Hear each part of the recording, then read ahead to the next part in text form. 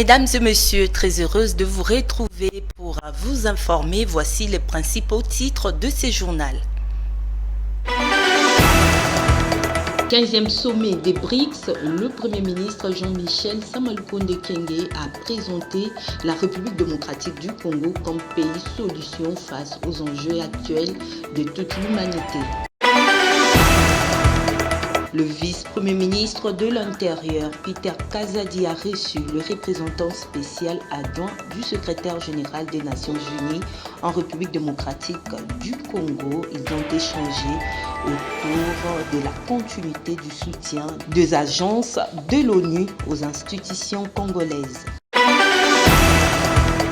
Sébastien de Sabre, sélectionneur des léopards de la République démocratique du Congo, a rendu public la liste de 27 joueurs sélectionnés pour la 6e et dernière journée des éliminatoires de la Coupe d'Afrique des Nations. Une fois de plus, bienvenue dans ce journal. On va démarrer par cette information.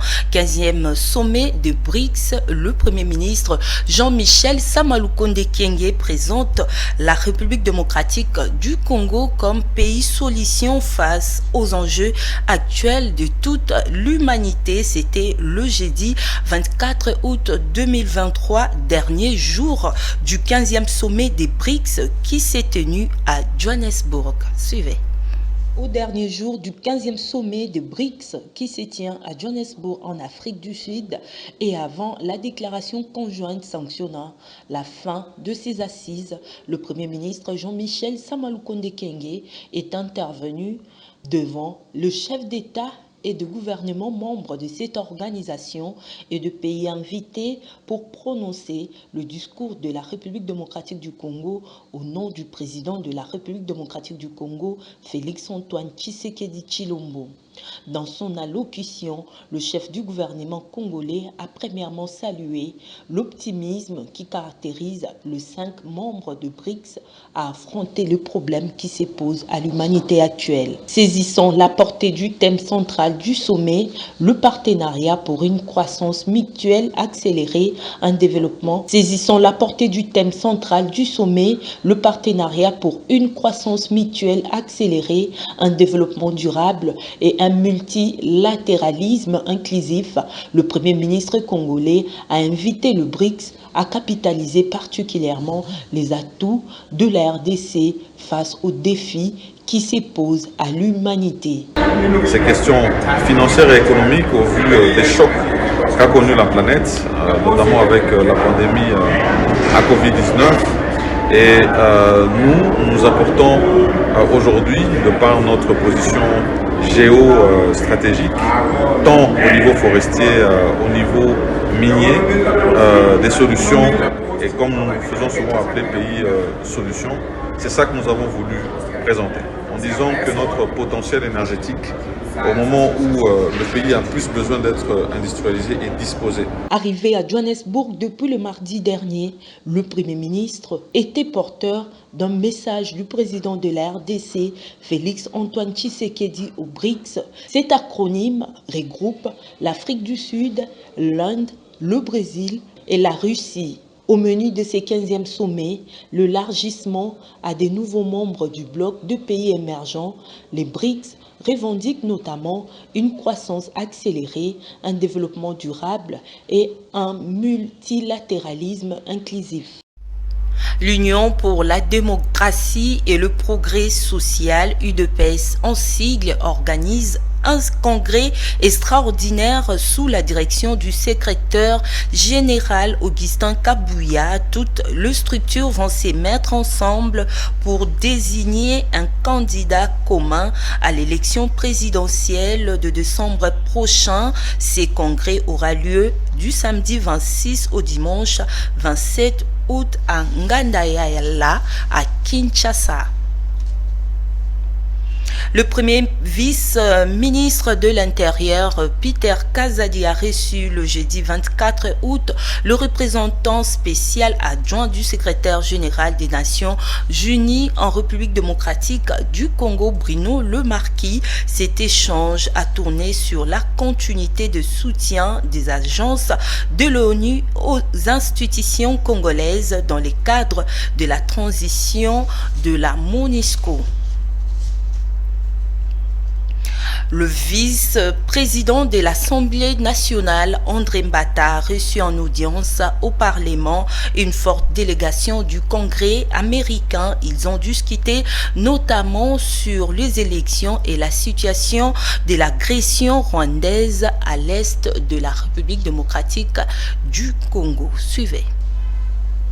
First, it's a tremendous honor to be invited here and to be entertained. Nous sommes une délégation du Congrès américain et nous sommes venus rencontrer les autorités de l'Assemblée nationale. Et nous avons eu une discussion sur les questions, notamment les questions en ce qui concerne l'économie, en ce qui concerne les ressources minières, concernant la violation des droits de l'homme dans l'est du pays. Et nous avons discuté sur partenariat stratégique qui existe entre nos deux pays et de l'appui que nous pouvons donner pour s'assurer que les élections puissent se tenir dans le temps, pour s'assurer qu'il y ait le respect des droits de l'homme et pour s'assurer que les ressources minérales de la RDC puissent bénéficier à sa population et que ceux qui sont responsables de son pillage puissent être tenus responsables. En société, les habitants de la commune de Massina, plus précisément au quartier Petro-Congo, ont perdu le sens de la lumière, vivant une expérience malheureuse aux conséquences incalculables. Cette situation a eu un impact négatif sur la sécurité des biens et de personnes. La population lance un cri d'alarme aux autorités provinciales de leur venir en aide. Kabama Béni pour le reportage. Depuis des années, l'éclairage public n'existe presque plus dans la commune de Massina. Des avenues, de quartiers, de grandes artères de cette commune sont complètement plongées dans le noir le plus indescriptible. Les habitants de la dite commune ont perdu le sens de la lumière, vivant une expérience malheureuse aux conséquences incalculables. Cette situation a eu un impact négatif sur la sécurité de biens et de personnes. Un habitant du quartier Petro-Congo lance un cri d'alarme aux autorités compétentes.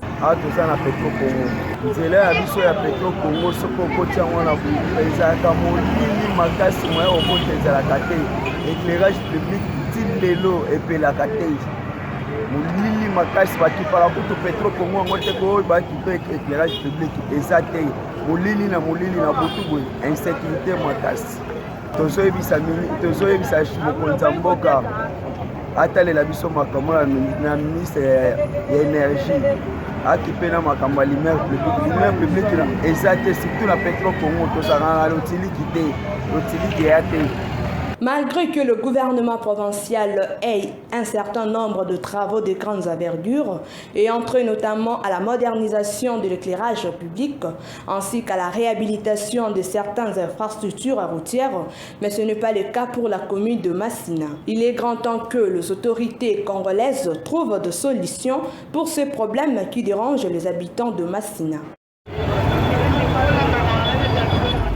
Parlons religion. Dans ces journaux, l'église maison de prière organise du 20 août au 27 2023 de 17h à 19h un grand séminaire dénommé Séminaire Connaît Jésus. C'est en sigle qui a comme thématique le nom de Zéchoua. 3 hommes dédiés sont choisis pour bénir les enfants de Dieu durant cette période. Il s'agit de Dr Jérémy Ngoyi, apôtre Crispin Élysée et le bishop Patrick Ilunga, hôte de cet événement. Suivez.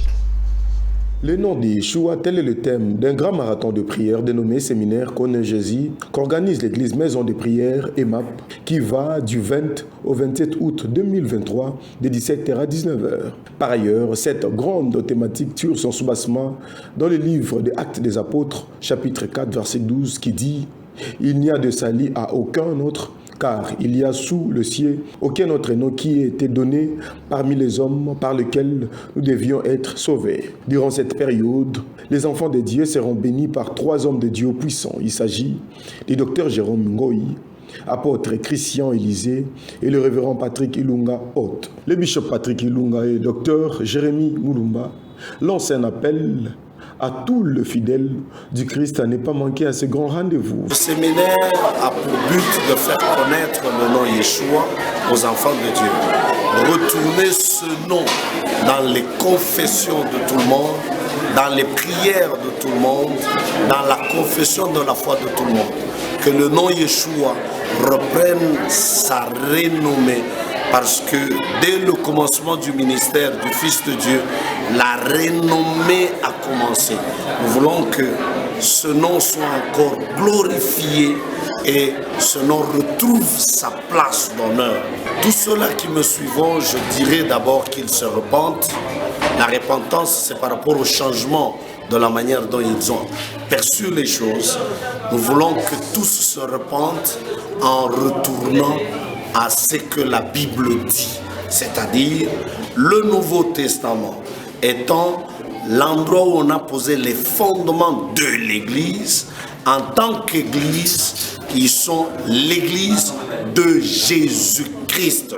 Alors je les appelle encore à revoir dans leur Bible que le nom le plus élevé dans le Nouveau Testament, ce n'est que le nom Yeshua. Et qu'ils reviennent à ce nom-là, ce n'est que retourner à la parole de Dieu, plutôt que dire le retour à la parole de Dieu. Le vrai retour à la parole de Dieu, c'est retourner au nom Yeshua. Séminaire Sekouji, c'est une bénédiction pour la République démocratique du Congo, particulièrement pour Kinshasa. Pourquoi? Parce que c'est un séminaire qui rappelle aux gens le nom qui a été donné au monde pour que le monde soit sauvé. Le nom Jésus, c'est une translittération de Jesus en grec qui vient de Yeshua en hébreu, qui signifie Dieu qui sauve ou le sauveur. Voilà pourquoi quand nous disons Jésus-Christ, nous disons le sauveur et le Seigneur, parce que Christ, c'est le titre de Dieu et Jésus, c'est ça le sauveur. Voilà pourquoi la Bible dit que celui qui croit en Jésus comme Seigneur et Sauveur, c'est qui croit en Jésus-Christ. Beaucoup quand ils parlent de Jésus-Christ ne comprennent pas que Jésus-Christ signifie Seigneur qui sauve le monde. Signalons que la session matinale qui est consacrée à l'atelier et conférence se déroule de 9h à 12h.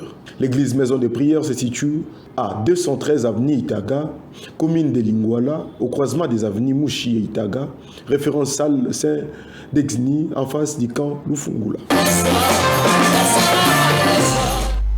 On va terminer par cette information sportive. Sébastien de Sabre, sélectionneur principal des Léopards de la RDC, était face à la presse le jeudi 24 août au siège de la Fédération congolaise de football association. Il a rendu public la liste de 27 joueurs sélectionnés pour la 6e et dernière journée des éliminatoires de la CAN Côte d'Ivoire prévue le 9 septembre face au Soudan. Suivez ces propos recueillis par Glody Manzanza.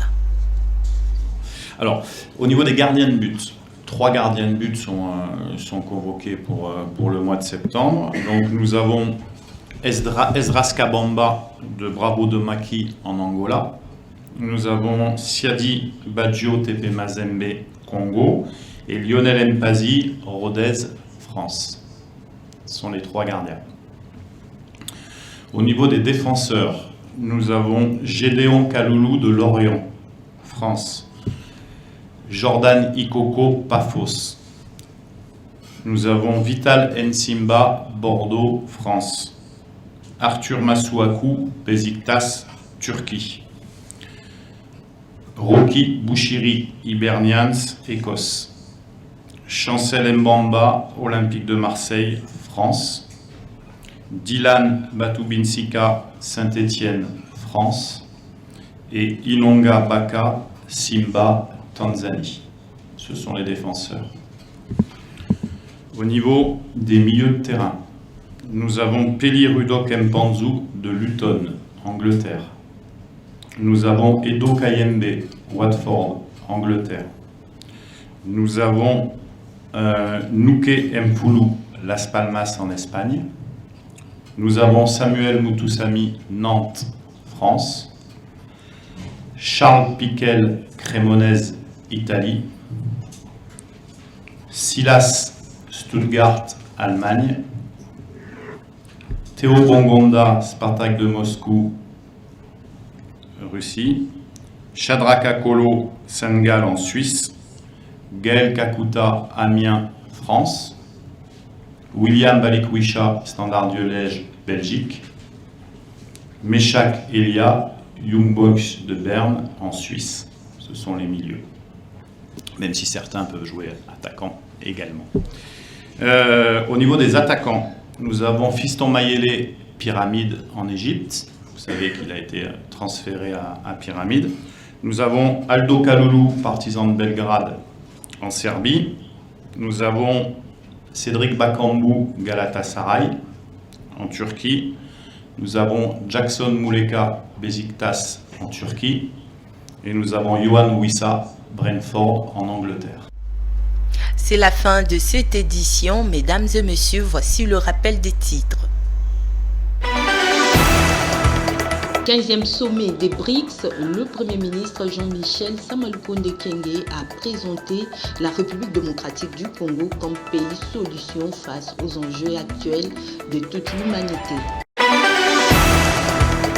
Le vice-premier ministre de l'Intérieur, Peter Kazadi, a reçu le représentant spécial adjoint du secrétaire général des Nations Unies en République démocratique du Congo. Ils ont échangé autour de la continuité du soutien des agences de l'ONU aux institutions congolaises. Sébastien de Sabre, sélectionneur des Léopards de la République démocratique du Congo, a rendu public la liste de 27 joueurs sélectionnés pour la 6e et dernière journée des éliminatoires de la Coupe d'Afrique des Nations. Merci de nous avoir accordé votre attention. Mesdames et messieurs, restez branchés au programme de Média Business Télévision. Au revoir.